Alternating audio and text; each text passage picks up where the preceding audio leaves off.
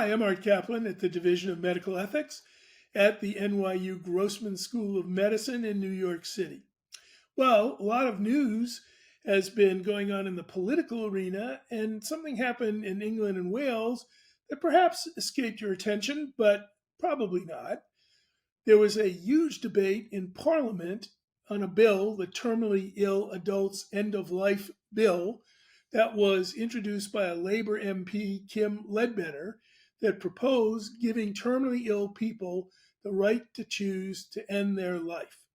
And it passed. And it was interesting because the debate over the bill was not one where political opponents squared off. It was a place where people crossed party lines, took positions that were personal to them based upon their own experience with people who had died or relatives or loved ones who had died. Um, and it was a surprise, I think, to many that England and Wales passed the legislation. It's not over. It has to go to their House of Lords, and there are a few more steps. But I think most people I talk to in Britain say this is going to happen. The bill says that anybody over 18 who lives in England and Wales and has a general practitioner assigned from the National Health Service for at least a year is competent and has expressed a clear, informed desire without any coercion to end their life due to terminal illness, meaning 6 months to live. If they express that twice and put it in writing and satisfy two independent doctors, by the way, as well as a high court judge, should have access to, after a short waiting period, medicines that they could use to take to end their life. Well, some of you may be saying, that sounds somewhat familiar, and it is. It is exactly the policy that many states in the U.S. have adopted, and some since the mid-90s, to allow terminally ill people to end their own lives if, with the assistance of a prescription, if those very same conditions, more or less, are met.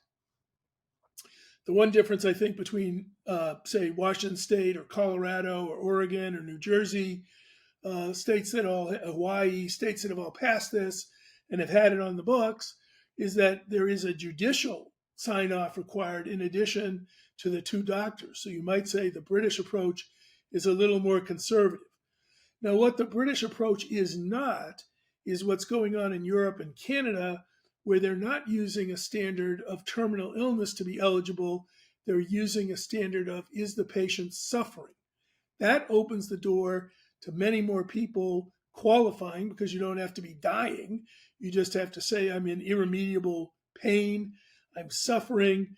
That sets off a whole slew of controversies about how is that defined and can that be assessed, and are conditions like anorexia, do they fit even into these categories of suffering that you can't fix? Shouldn't we try to help people with depression, severe depression, not give them a suicide option, and on and on? But that's not what's going on in the US, and that's not what's going on in Britain. So I support what took place in Britain, and I think the safeguards are in place, and the restriction of who can do it is appropriate. But I wanted to make a couple of points because there is experience and information on how things are going here, and two simple points. There are really almost no instances of abuse, someone being rushed off to choose dying when they're terminally ill in any of our states because they're costing people money or they're too big a burden to the family. We would have heard about such cases. They would have been splashed all over the media. We don't get them. States that have put these policies in place, there's been no effort in the legislature to change. There's been no disappointment about having these laws on the books. And so the idea that the disabled or the vulnerable might get hastened by relatives or somebody to choose death early, I just haven't seen it. The other quick point, very few people use this. Probably less than 1.5% of all deaths in America are associated with elective assistance in dying. That's because most people don't want to die early. They want to live as long as they can, get to the next birthday, get to a wedding, to see it on Zoom, enjoy another visit, whatever. Many patients report who are dying they like having the option of ending their lives as a parachute, that they could turn to something and salvage a bad situation, but they don't use it.